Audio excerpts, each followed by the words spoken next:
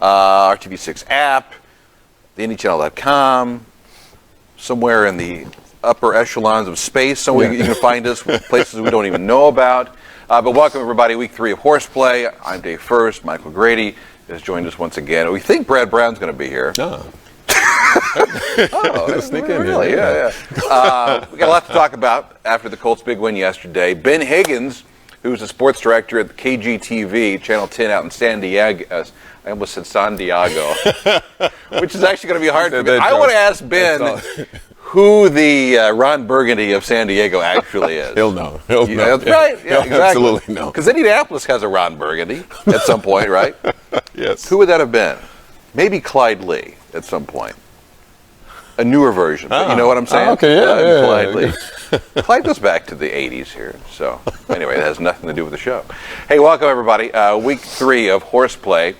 We're going to have questions coming to us via the Facebook Live pages. Do you have that already or no? Not yet. Let me bring it up.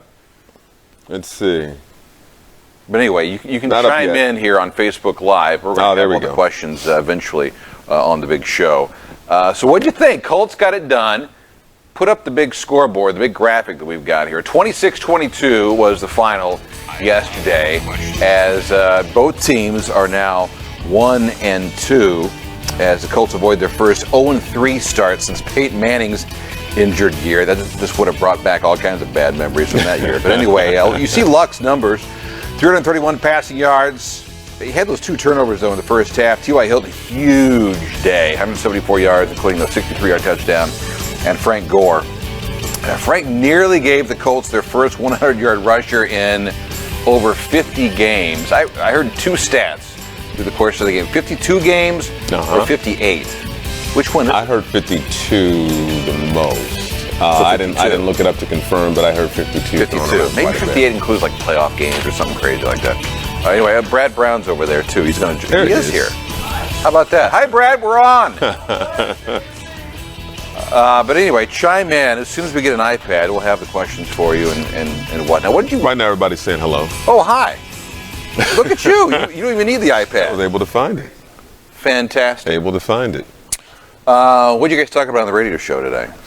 Was it mostly positive, or was there still some skepticism? Mostly, you can't win for losing. You know, you say some positive things, and then people will say they're not going to the Super Bowl now. They still stink, and this kind of thing. And if if you beat up on them, then it's the whole hey, cheer up the crowd, that kind of thing. So look, this win doesn't solve anything. It's just a win makes you feel good. And being in that locker room yesterday, those guys were feeling good.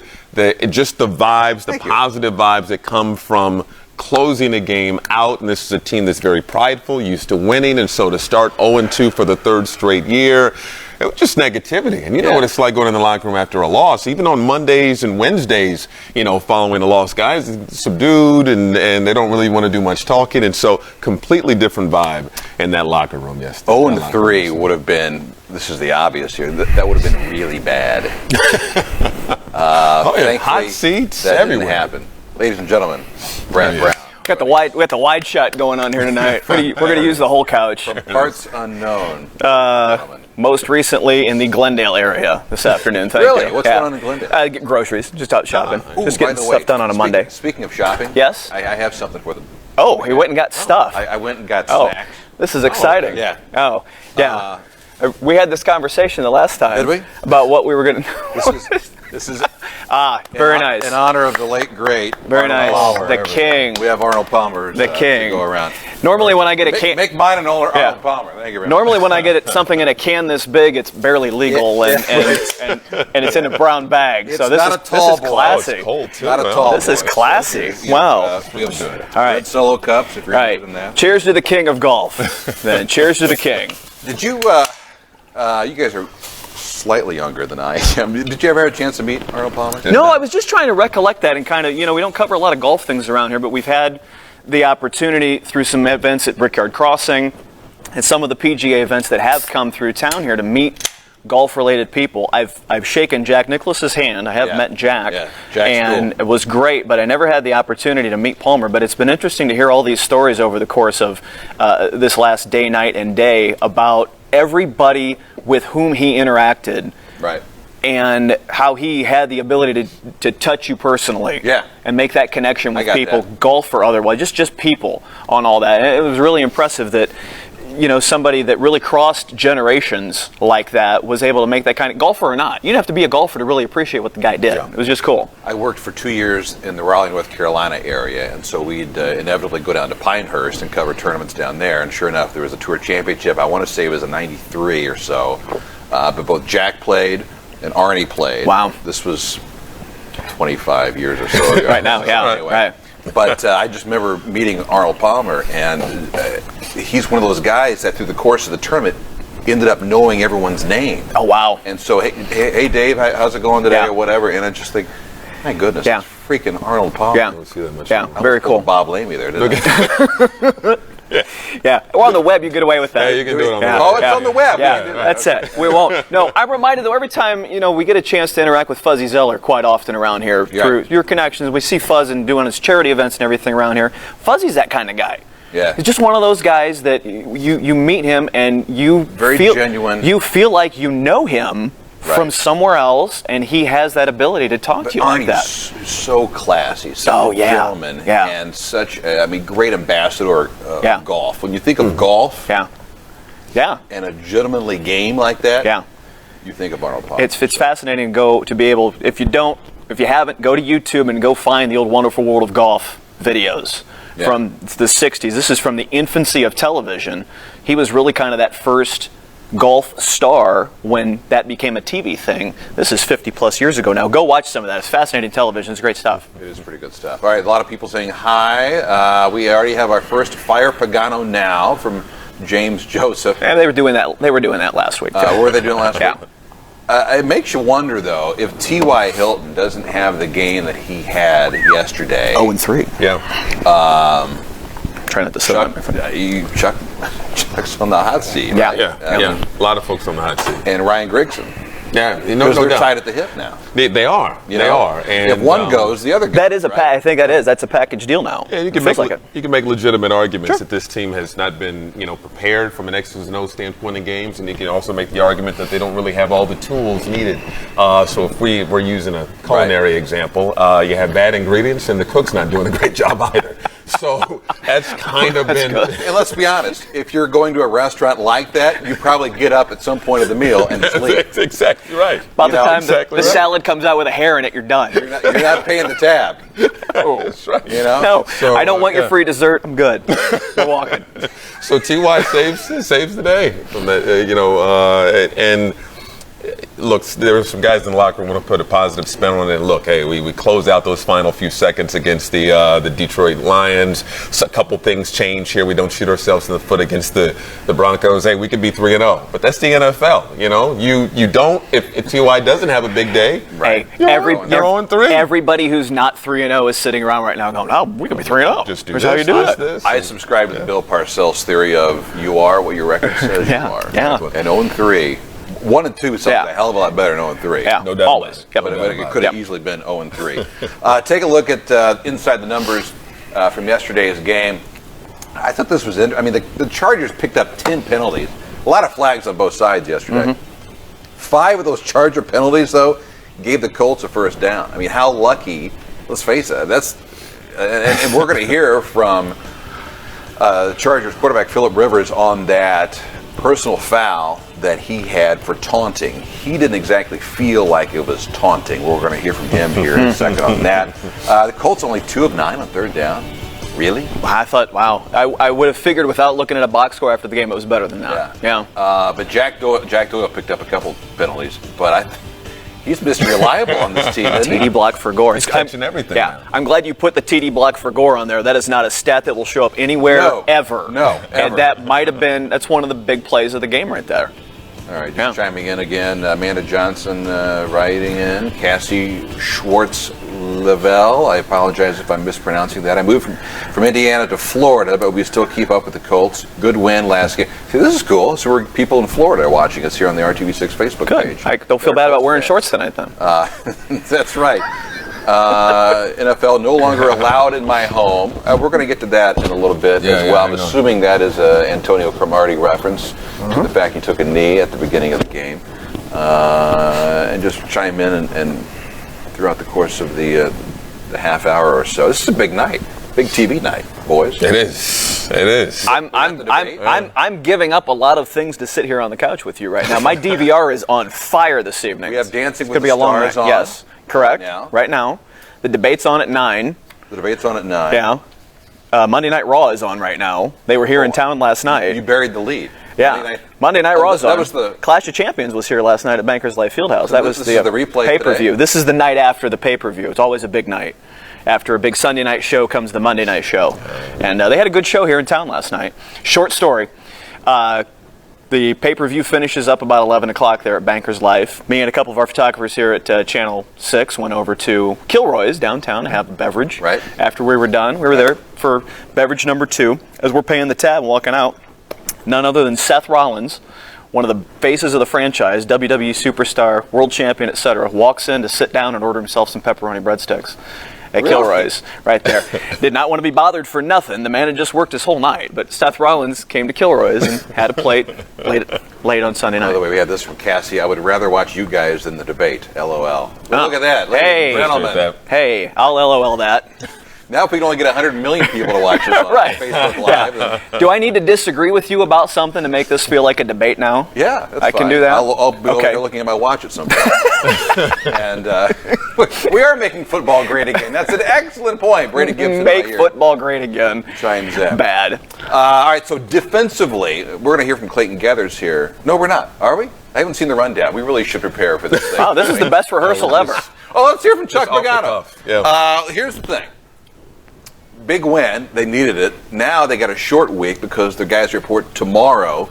And they leave for London on Thursday. You just got back from London. I want to ask you how your jet lag's going right now. Because that's something this team is going to be dealing with. Here's Chuck Pagano on the trip yesterday.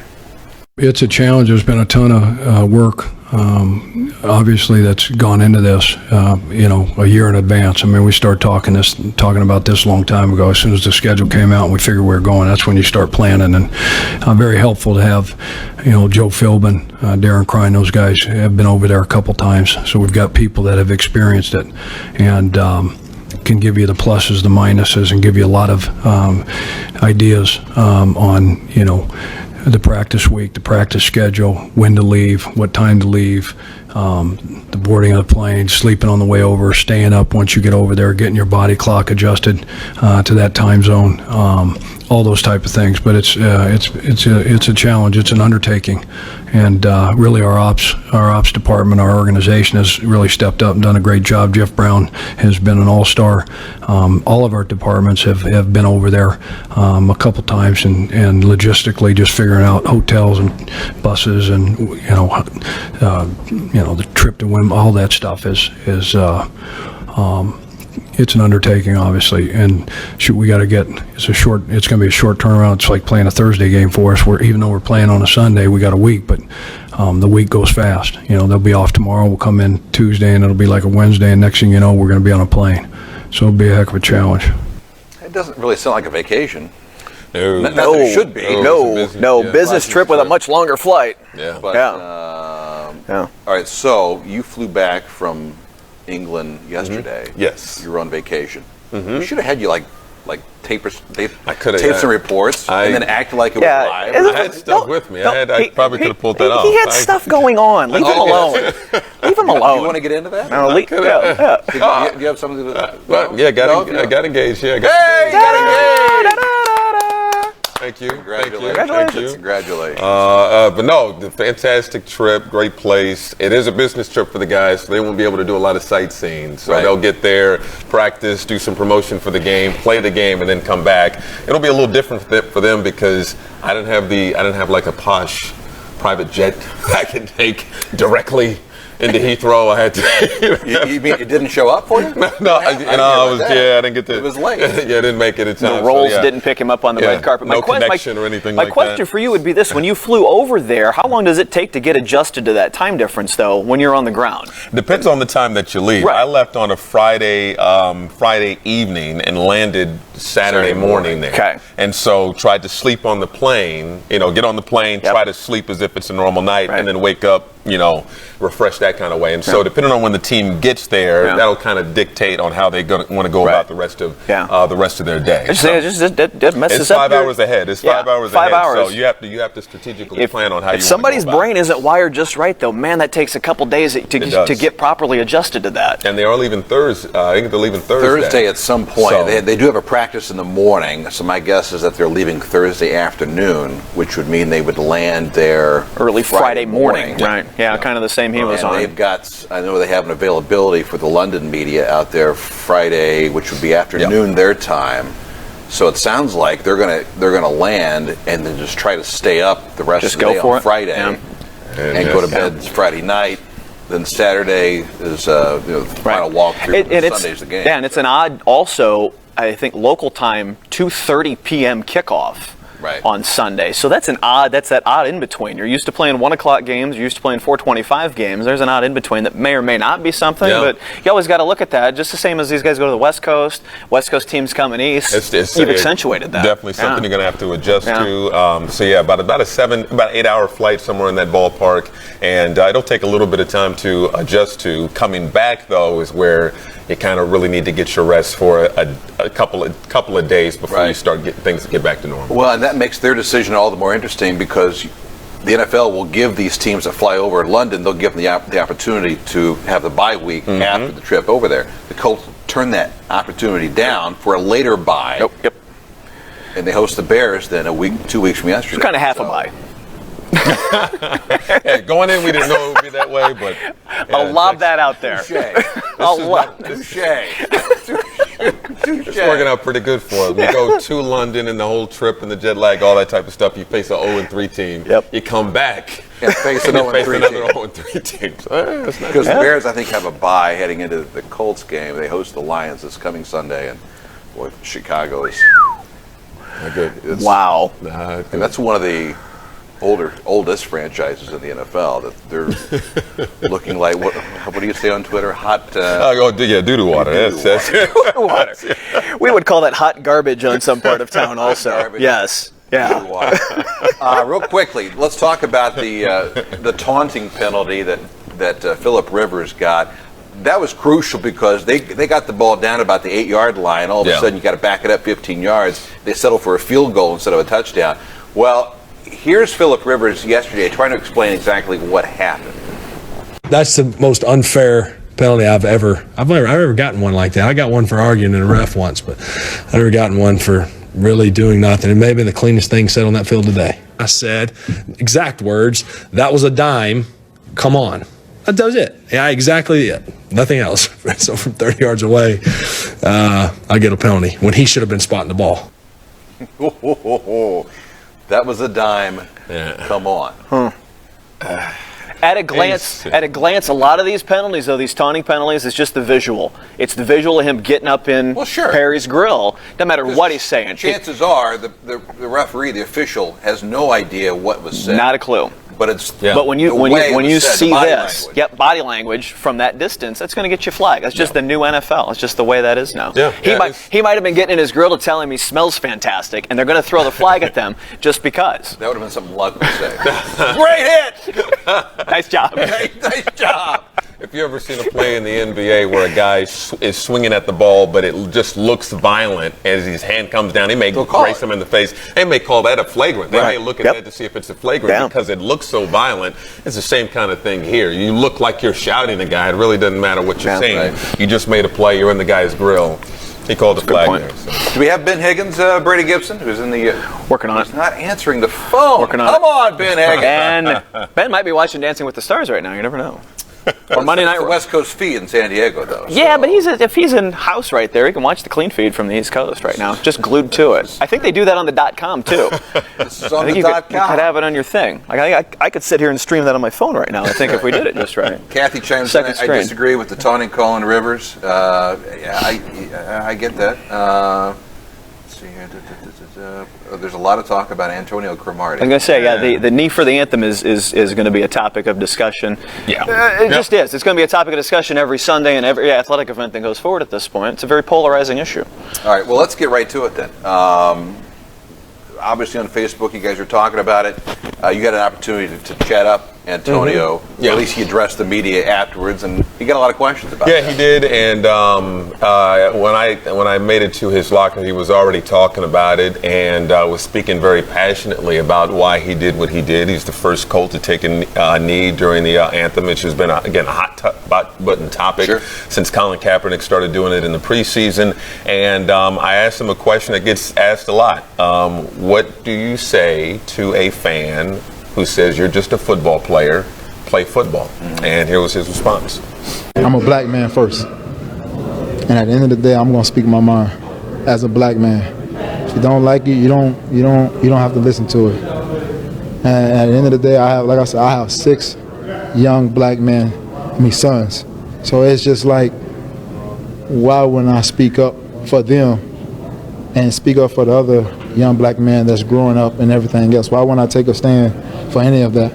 Because that's what it's all about. We're trying to make change. The only change is going to come as people start putting their minds and stop being so closed-minded about certain things that's going on in our country and act like that is not going on. You got to open your mind up. You got to realize what's going on and make a change. We all got to make a change, and it starts with me first, and then it starts within our communities. Again, very, very passionately speaking about this topic, and it's something that hits a nerve with him. And there are a lot of folks who really don't understand where he's coming from, don't understand where he comes from, doesn't understand his point of view, his background, or the background of the people who are victims of these things that we've been seeing on the news, unfortunately. And a lot of folks are kind of closed-minded because of that. As Colin Kaepernick said early on, this is not a shot at the military. He has a great deal of respect for those who have served, and a lot of people are focusing on that alone, that this is just a blatant disrespect of those who have fallen and those who have fought for this country, but that's not what this is about. If you listen to these players, there are just some things that are going on in this country that is not sitting well with them, and because of that, they're peacefully making a decision to demonstrate that this is something that's not sitting well with them. Right. And their hope is that dialogue comes about.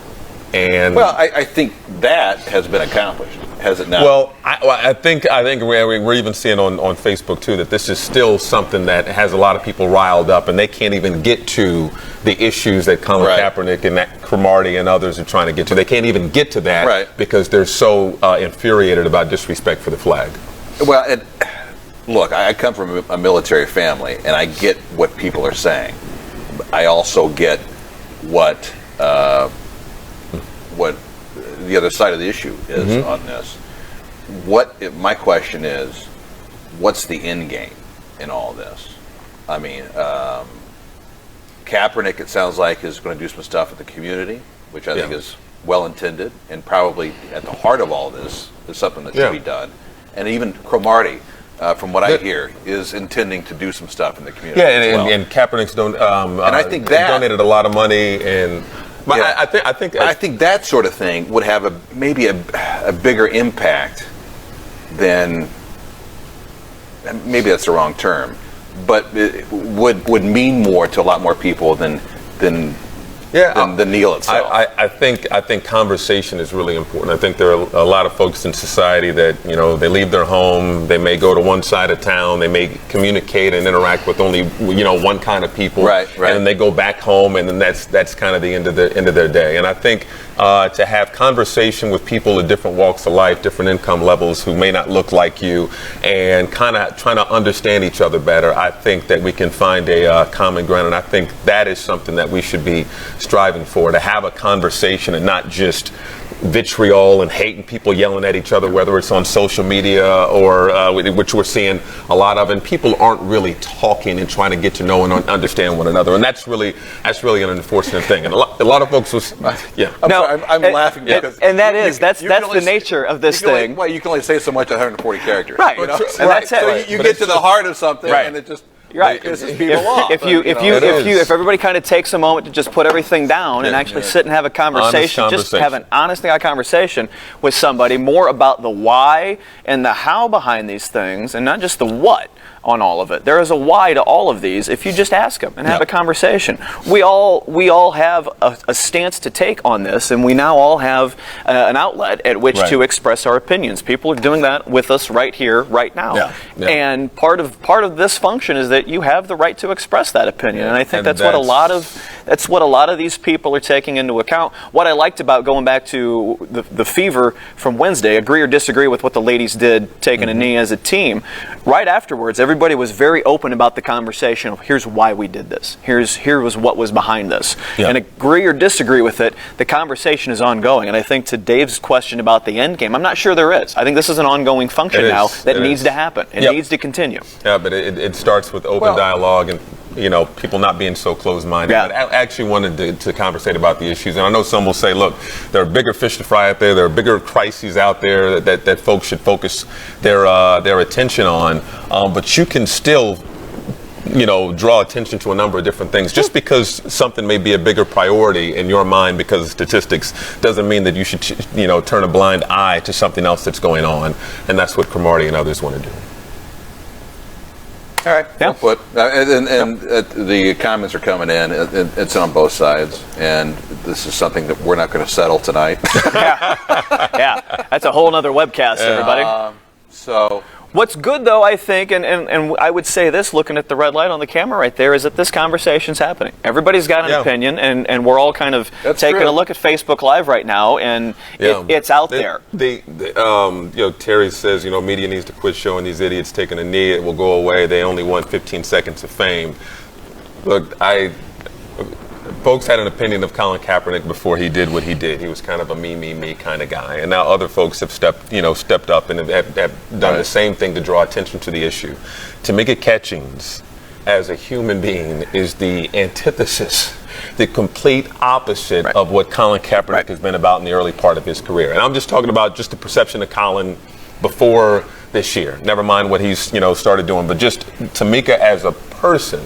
And the things that she's done in the community for the Indiana Fever franchise, and I've been there firsthand to watch at different community events, and I've worked with her on some things that she's done in the community and working with kids. She genuinely cares about the community, but everybody in the community, and she saw this was important to shed light on. She's as American as anybody, and those who fought for the country fought to give everybody the right to have free speech and articulate their concerns and things that they feel are important. And so that's really what they're doing. And hopefully, I know that again a lot of folks are upset and angry about it, but I just hope that tensions will cool and folks can have meaningful conversations. Yeah, I think that's a solid game. Hey, Jeremy, to answer your question, yes, we're drinking Arnold Palmer's tonight. Yes, tribute to the king. People tuning in just see red cups. They just see red cups on the desk, and they're like, "Hey." I think that's probably that's a good show right there too. Drink it up. So, three guys drink it. Hey. Well, wow. The team keeps I know, right? They get how many 1 in 6 webcasts you're going to have out there. That's right. That's right. All right. So as the comments continue on that, let's kind of wrap things up because I got stuff I got to do. I don't. What? That's right. Yeah. I don't. I'm here for the night. Keep going. I think Grady's done. Yeah. So what happens Sunday morning now with the Colts? Look, Jacksonville's 0-3, and I know that's a desperate team going in. Yeah, I know that they're a punching bag and they're a punchline, but their 3 games, they were very competitive in all 3 of those games. One of them was against the Green Bay Packers, I think, in the opener, where they just barely lost that game. Yep. The Baltimore Ravens are 3-0. They only beat the Jacksonville Jaguars by a couple of points. I'm spacing on the middle game that they had there. So Jacksonville, they are 0-3. Baltimore? But Baltimore was yesterday. Baltimore was yesterday. And so like a week. They played with Baltimore. They did. played with them. They really did. They were right there with them. Yep. So it may be easy to poke fun at Jacksonville, but they've been right there. And you know what? The Colts have also been right the Colts are this close to beating the Jacksonville Jaguars this season. So, no, you can't get overconfident or anything like that. And even when the Colts, we all know this, when the Colts were annihilating teams and starting 10-0, games with the Jacksonville Jaguars were like 18-15. I mean, they were it's heart attack games. Jeez. You know it's going to be. It was always a cliche too. You could hear the players go, "Well, it's a division game, so it's going to be a close game." We're thinking, it should be a 30-point game. What are you talking about? It's the Texans. Yeah, why? What are you talking about? Which it is funny though in these division games. I think it'll be interesting. There's always.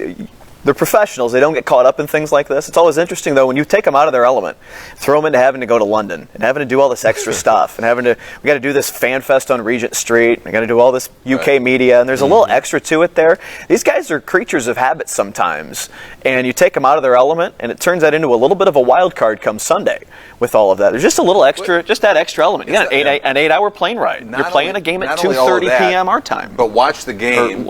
At 9:30 a.m. our time on Sunday, and you'll notice the fans in the stands will start cheering for stuff for no apparent reason. Right. They're just happy to be there. Absolutely. Yeah. And so, they know the other football etiquette, which is just random. Just start cheering. Chanting. They'll start singing a song on 3rd and 15 just because they got a song in their head. That's it. They'll start rioting at the end of the first quarter.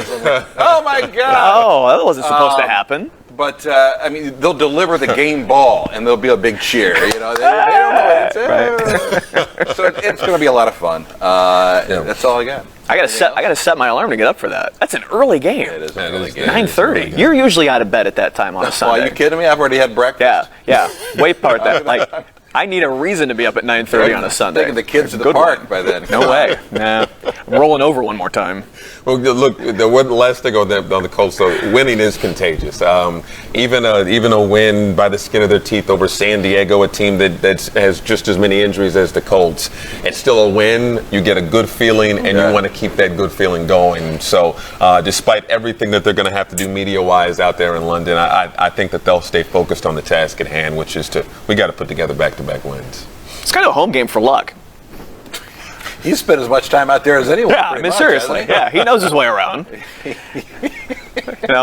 going to be showing people around the old haunts. This is true. Here's where I went to school. This is true. Where Dad used to take us. True. All of us. Once again, this has been Horseplay. We're going to wrap things up here. We're here each and every Monday on the RTV6 Facebook page and Facebook Live and the RTV6 app, the IndyChannel.com. Anyway, each and every Monday at 8 o'clock to wrap up the previous game, look ahead a little bit to the next game anyway. All right, here's to Arnie. Arnie, cheers. Thanks. If I come back on another, just have the red cups on standby.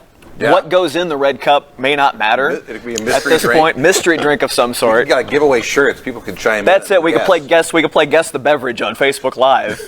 People can try to figure that out on a given week. Thanks for watching, everybody. We'll see you back here next Monday. Don't forget, we're on the news at 11 o'clock, wrapping up the Colts. And look ahead to the Pacers. Pacers are practice tomorrow. We're talking about practice. Practice. Good night, everybody. Horseplay, week 3 in the book.